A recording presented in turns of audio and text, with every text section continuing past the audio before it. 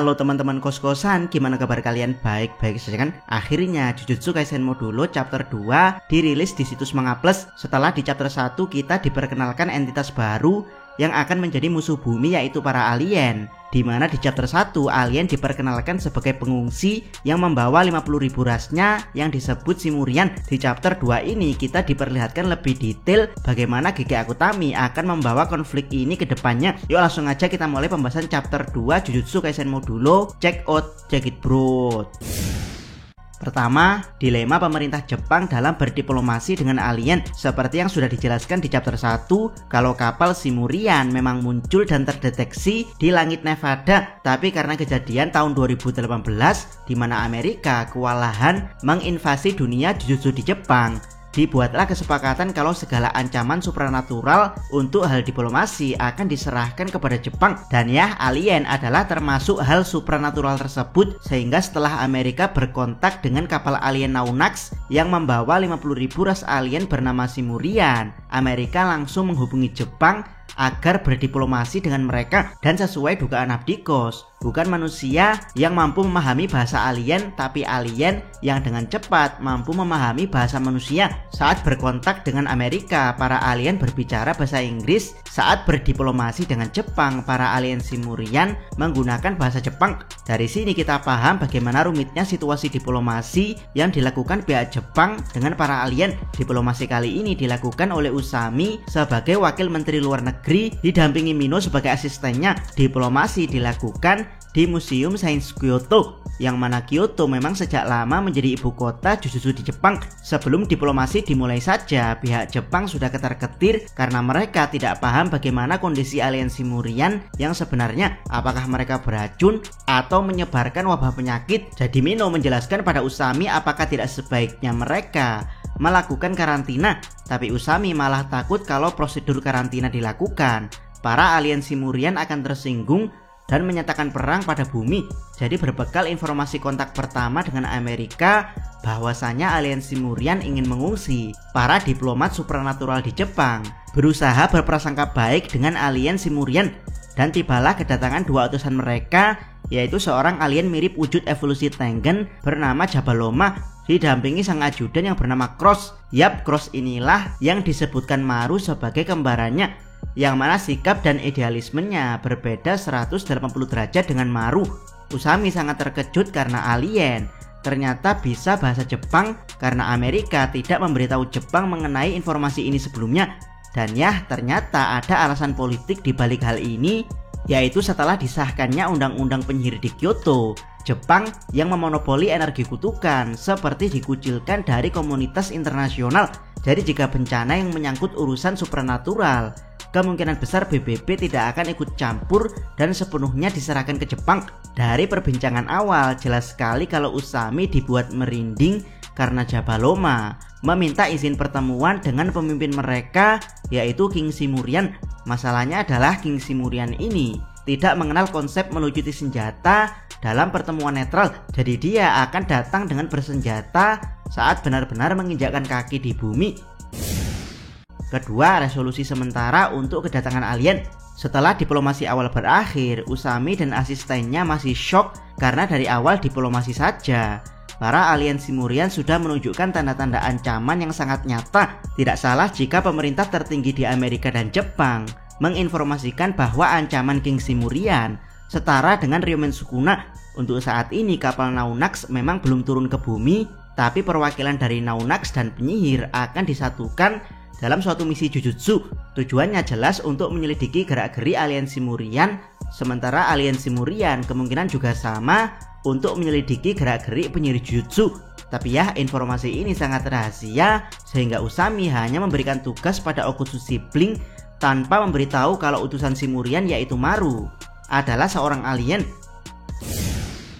Ketiga, rencana Okutsu sibling. Sayangnya Tsurugi Okutsu sudah mencurigai Maru sejak chapter 1 kalau dia adalah seorang alien. Semua ini berkat pengguna kutukan yang menyelundupkan anak-anak Jepang dengan energi kutukan, di mana dia memberitahu Tsurugi kalau dia akan berhenti dari bisnis penyelundupan manusia Jepang yang bernilai miliaran yen karena Jepang akan segera hancur akibat invasi alien.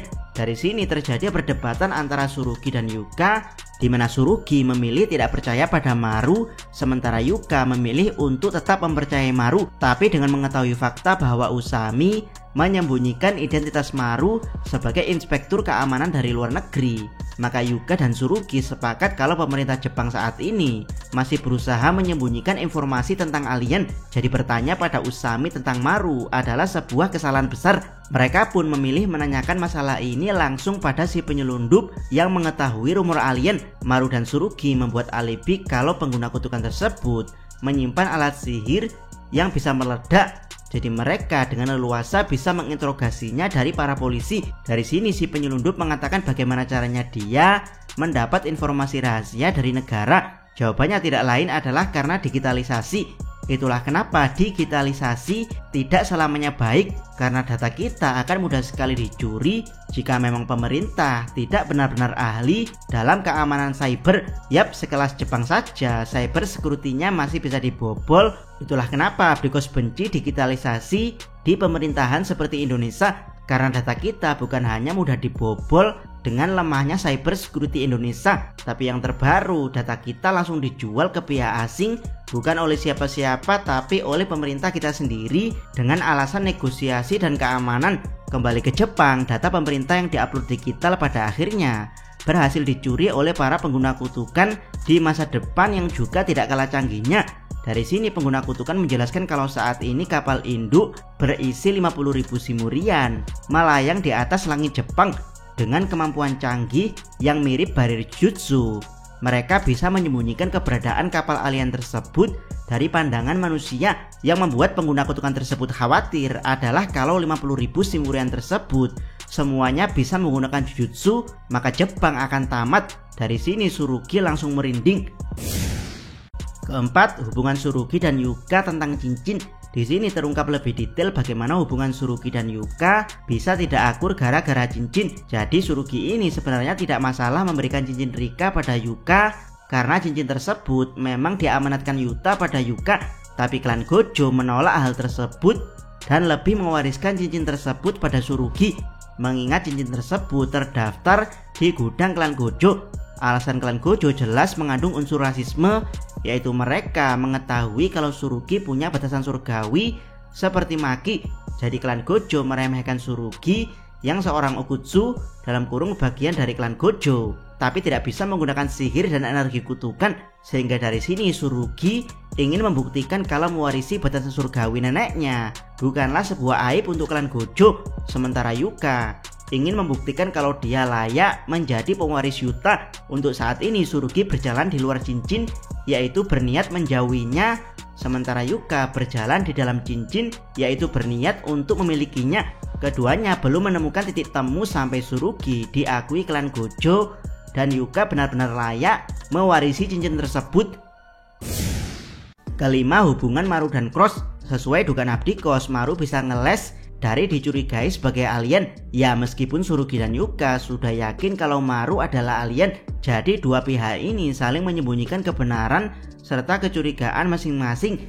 Dari sini Maru akhirnya bertemu dengan saudara kembarnya, yaitu Cross. Maru dengan bahagia menegaskan pada Cross kalau manusia di bumi ternyata sama seperti alien Simurian, yaitu ada yang baik dan ada yang jahat. Tapi Cross mengatakan kalau selama pandangan kebaikan dan kejahatan tidak sama antara manusia dan Simurian, maka hal tersebut akan tetap memicu konflik. Pada akhirnya Maru tetap pada pendiriannya untuk berdamai dengan manusia. Sementara Cross mengatakan pada Maru kalau dia punya misi tersendiri. Bahkan Cross menolak diajak sarapan oleh Maru karena pentingnya misi dia kali ini. Keenam, kemunculan kapal Naunax di bumi.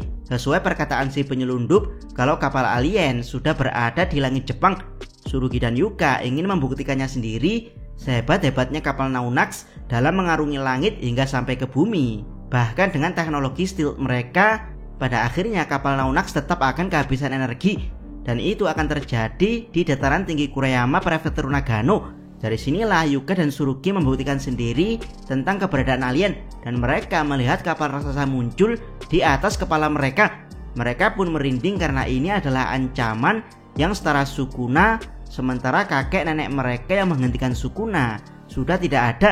Jadi Yuka dan Tsurugi berkomitmen untuk jadi the next Yuta dan the next Maki. Ketujuh, pertemuan Tsurugi dan Cross. Setelah menyaksikan alien, Tsurugi secara tidak sengaja bertemu Cross yang dia kira Maru.